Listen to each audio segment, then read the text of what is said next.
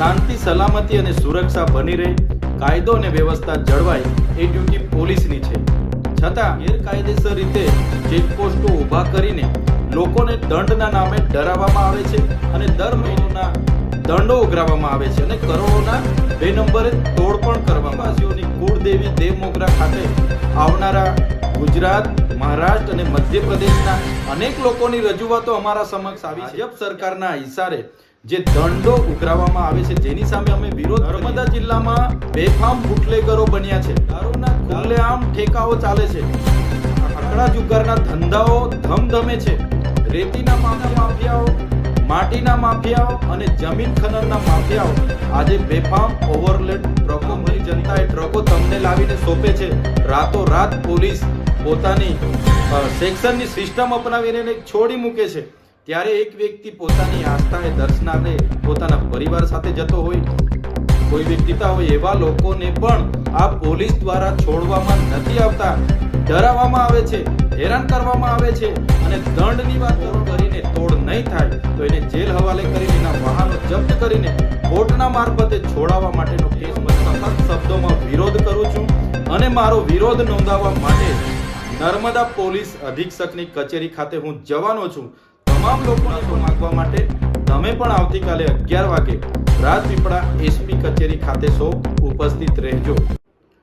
શાંતિ સલામતી અને સુરક્ષા બની રહે, કાયદો અને વ્યવસ્થા જળવાય એ ડ્યુટી પોલીસની છે.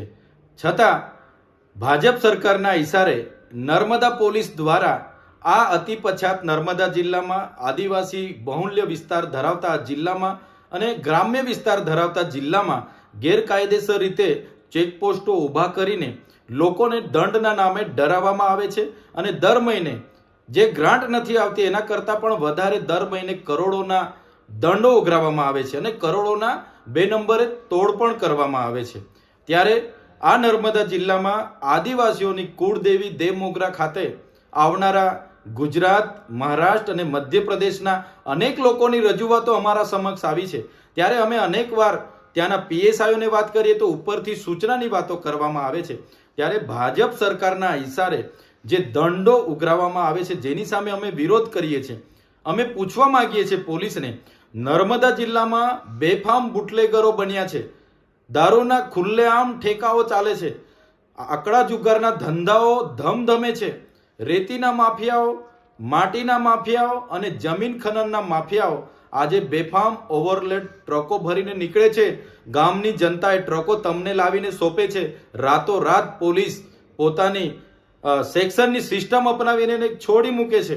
ત્યારે એક વ્યક્તિ પોતાની આસ્થાએ દર્શનાર્થે પોતાના પરિવાર સાથે જતો હોય, કોઈ વ્યક્તિ પોતાના પરિવાર સાથે લગ્નમાં ચાંદલો કરવા જતો હોય, કોઈ ખેડૂત ખેતરે પાણી વાળવા જતો હોય, કોઈ મજૂર સવારે પોતાનું ઘરબાર ચલાવવા માટે મજૂરીએ જતો હોય કે કોઈ યુવાન કે યુવતી કોલેજે જતા હોય, એવા લોકોને પણ આ પોલીસ દ્વારા છોડવામાં નથી આવતા, ડરાવવામાં આવે છે, હેરાન કરવામાં આવે છે અને દંડની વાત કરવામાં આવે છે અને તોડ નહીં થાય તો એને જેલ હવાલે કરીને એના વાહનો જપ્ત કરીને કોર્ટના મારફતે છોડાવવા માટેનો કેસ બનાવવામાં આવે છે, જેનો હું સખત શબ્દોમાં વિરોધ કરું છું અને મારો વિરોધ નોંધાવવા માટે આવતીકાલે 3/4/2025 ગુરુવારના રોજ સવારે 11 કલાકે નર્મદા પોલીસ અધિક્ષકની કચેરી ખાતે હું જવાનો છું. તમામ લોકોને પણ હું અપીલ કરું છું કે આ લૂંટ મચાવનારી ભાજપ સરકારના ઇશારે કામ કરનારી આ નર્મદા પોલીસ સામે ખુલાસો માંગવા માટે તમે પણ આવતીકાલે 11 વાગે રાજપીપળા એસપી કચેરી ખાતે ઉપસ્થિત રહેજો. ધન્યવાદ. છોટાઉદેપુર સહિત રાજ્ય, દેશ અને દુનિયાના સમાચાર જોવા માટે સબસ્ક્રાઇબ કરો તીર સમાચાર અને બેલ આઇકોન જરૂર દબાવો.